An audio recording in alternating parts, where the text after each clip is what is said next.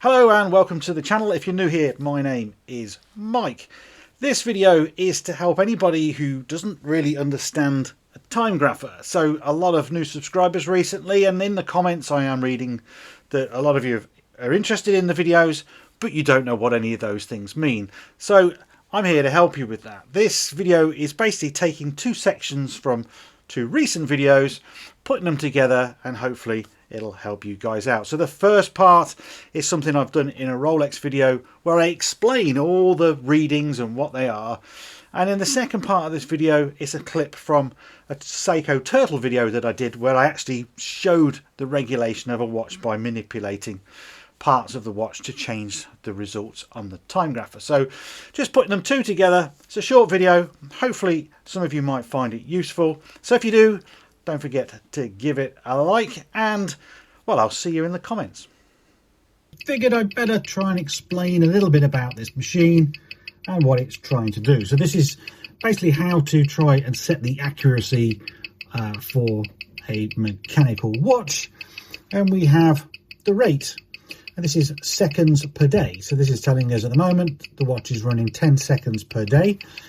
On quartz watches, you're getting half a second a day or something silly like that.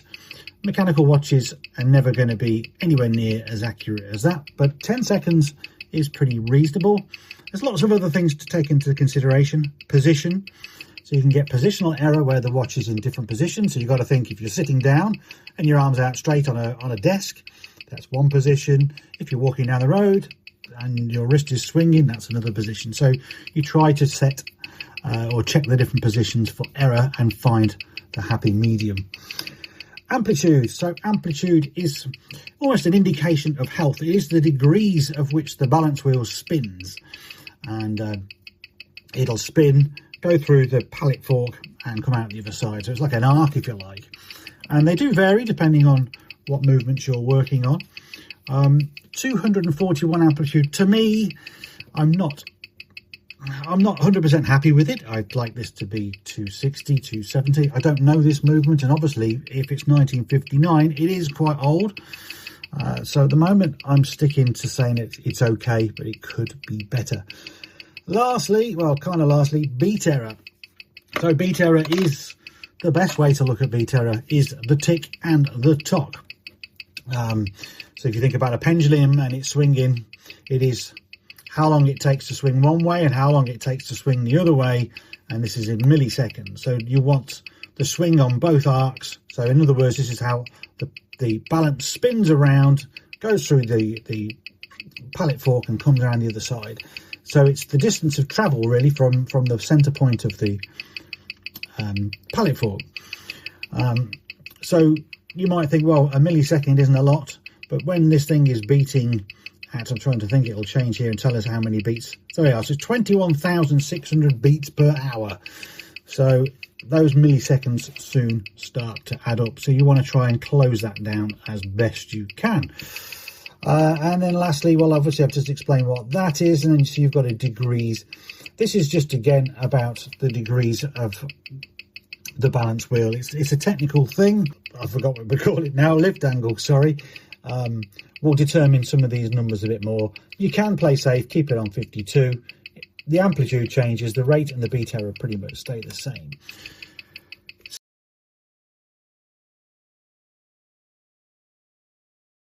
So again, lift angle 54.5. You see it as I see it. And yeah, that I can work with that right straight away. We have, if you don't know about these sort of things, just wondering how it's coming through on the screen. I'm just looking. So we're now getting parallel lines. They need to be shifted because it's running at 150 seconds a day. Slow beat errors needs to be adjusted too. They're way out. No amplitude as yet, and I'm not surprised. So I'm going to try and nudge the regulator to see, and the stud, try and get it bit into beat. Thing is, I've not oiled any of the jewels yet. We've only oiled the balance jewels, haven't we? So let's see if I can do this on the fly. I have to move this camera a little bit Probably gives you a better view actually. So normally I would try to move the stud first, but because it's running so fast, let's just try and push this. It's very hard to do it looking at a digital camera rather than the actual item, which is possibly asking for suicide. But I want to demonstrate it live if I can. So you should now see the trace. The angle of the trace will start to change as the seconds come down, and straight away the amplitude has come in, look. And I don't like using this piece of pegwood, but there we go.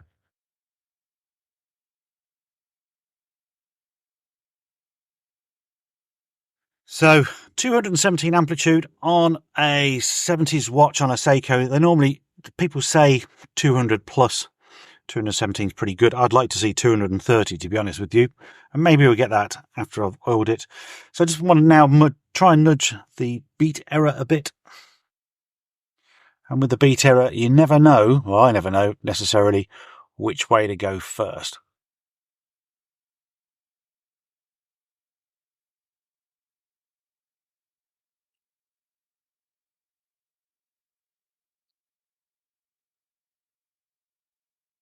So you can see that was a big move. It's made a big difference and it's gone the wrong way. Although the lines have closed up, did you notice?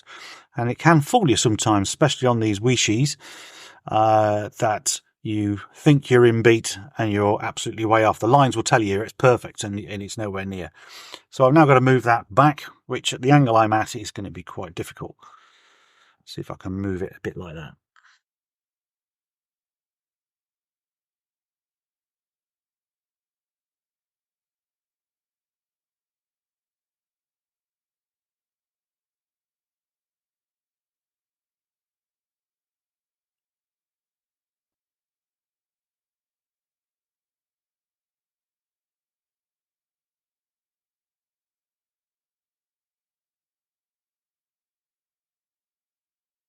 I'm so obscured, it's just the way I'm doing it. It's started to tumble now, isn't it?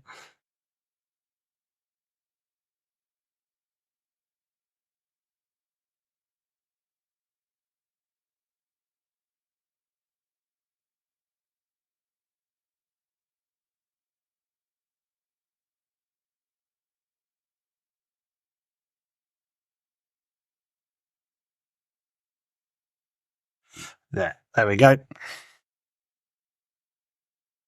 So that should be pretty much 0. And of course it's now speeded up, hasn't it?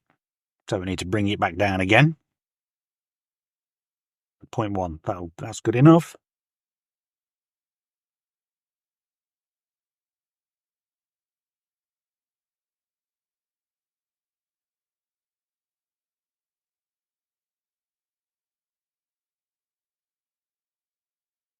It's that good old game of cat and mouse.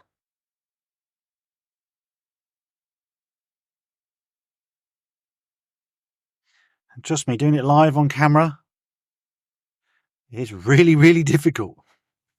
But I'm going to leave it like that, actually. So once I've oiled it and it's in the case and things like that, I can regulate it properly and in positions as well. Okay, that's the end of the video and I hope you found it useful. If you want to see more videos on Timegraphers, then click the playlist up here.